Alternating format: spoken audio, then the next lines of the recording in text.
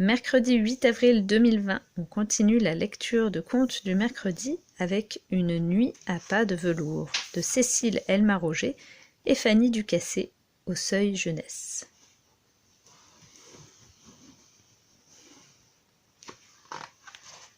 Une nuit à pas de velours. Cette nuit, je me suis réveillée au milieu des heures sombres et j'ai vu un chat assis sur mon bureau. Un vrai chat, un vrai de vrai, avec des poils et des miaous. Il avait l'air de trouver ça normal d'être assis là sur mon bureau. Pourtant, il était pas à moi, ce vieux matou. En fait, j'ai pas de chat du tout.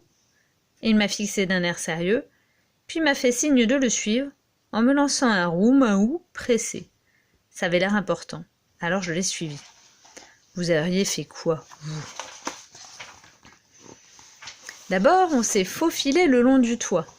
Quand on suit un chat au milieu de la nuit, alors qu'on vit au 6e étage, il faut être prêt à marcher sur les toits. Pendant qu'on slalomait entre les cheminées qui fulminaient de nous voir là, je me suis dit que c'était drôlement beau, une ville vue d'en haut. Je me suis dit que s'il y avait une personne derrière chaque fenêtre, il devait y en avoir du monde ici, et que si l'on comptait toutes les fenêtres de toutes les maisons et de tous les immeubles dans toutes les villes du monde, on se rendrait compte qu'il y a vraiment beaucoup de gens sur Terre. Je ne sais pas pourquoi, mais ça m'a rassurée. On a sauté de toit en toit, de balcon en balcon, de corniche en corniche, en porche et d'un porche dans la rue. Sans bruit, sans poids, tout léger, façon chat. Le chat patte à moi roulait des omoplates. Moi, je me léchais la main avant de la frotter derrière mon oreiller. Je me suis dit qu'il allait peut-être pleuvoir. Mon pyjama était poilu, la pluie pourrait glisser dessus. Patte à moi expliquait je ne sais trop quoi à une souris à pois. Elle avait l'air très attentive. Pendant ce temps, je comptais les ombres dans la rue. 1, 2, 3, 100 000. Je me suis dit que si chaque ombre était un souvenir, il avait dû s'en passer des choses dans cette rue. Et que si toutes les ombres de toutes les rues du monde se mettaient à chuchoter, la terre vibrerait de milliers d'histoires chaque nuit. J'ai trouvé ça incroyable. J'aurais voulu les écouter. La souris à pois se promenait avec nous maintenant. On flânait à pas de velours. Les réverbères nous saluaient bien bas. On a croisé un énorme chien bleu marine et Patte à moi s'est lancé dans une conversation endiablée avec lui. Pendant ce temps, je regardais les notes de musique qui s'échappaient en riant du Jazz Band Club. Des éclats de voix les suivaient en dansant. Jazz boom, houah!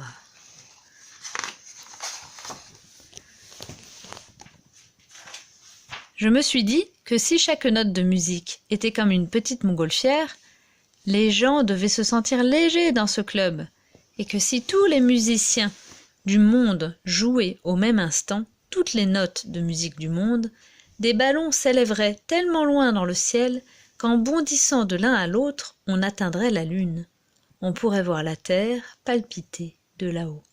Je me suis promis d'apprendre le cornet à piston pour participer moi aussi. Je ne sais pas ce que le chien bleu marine et Patte à moi se sont racontés, mais finalement il nous a suivis. On a traversé le fleuve en funambule sur le garde-fou qui n'était pas rassuré. Pourtant ma queue servait de balancier, je ne pouvais pas tomber.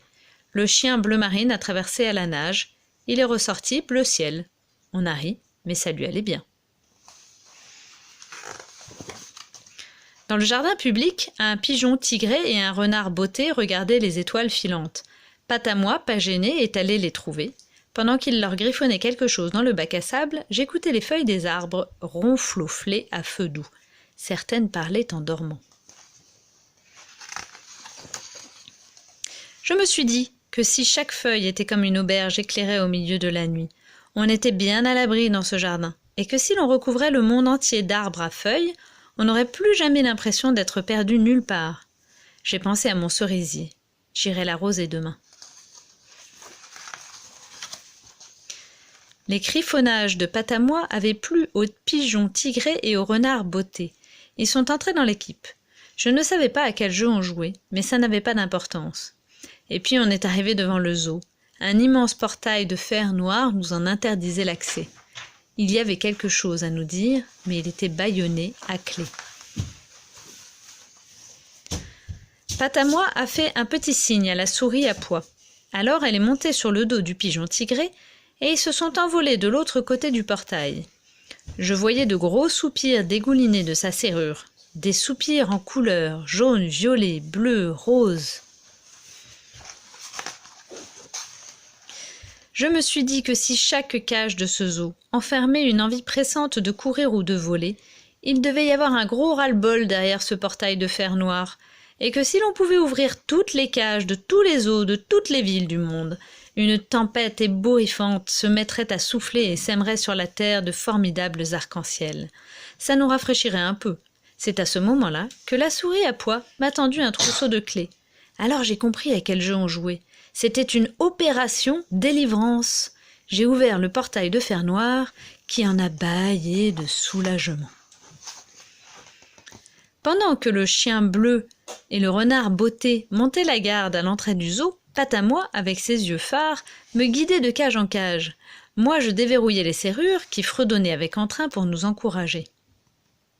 De chaque grille ouverte s'échappaient des courants d'air bruyants et colorés. Je les sentais m'effleurer la peau du visage, plumés, poilus, me marcher sur les pieds, palmés, griffus, je les entendais nous remercier, feuler, glapir, zinzinuler. Et puis soudain, le chien bleu s'est mis à aboyer. Il fallait fuir, et vite. On s'est tous envolés sur le dos du pigeon tigré. D'en haut, on pouvait voir les ouragans sur pattes déferler dans la ville et bousculer le calme cotonneux de la nuit. Les gardiens ne pouvaient plus rien faire du tout. Impossible de rattraper un zéphyr bondissant ou un mistral à rayures. Je me suis dit qu'on était une belle équipe et qu'on avait drôlement bien joué. J'ai dû m'endormir sur le vol du retour parce que je me suis réveillée dans mon lit. Le matin était déjà levé. De ma fenêtre ouverte, un petit courant d'air roucoulait comme un chat. C'est bête de s'être endormi comme ça. Je n'ai pas pu leur dire au revoir. Je n'ai même pas leur adresse. Pendant que je prends mon petit déjeuner, maman touille son thé d'un air grognon mal réveillé. Je me dis que j'ai bien fait de suivre le chat Patamois cette nuit, et que si tout le monde suivait son Patamois la nuit, les gens seraient de meilleure humeur le matin. Moi, je vais arroser mon cerisier.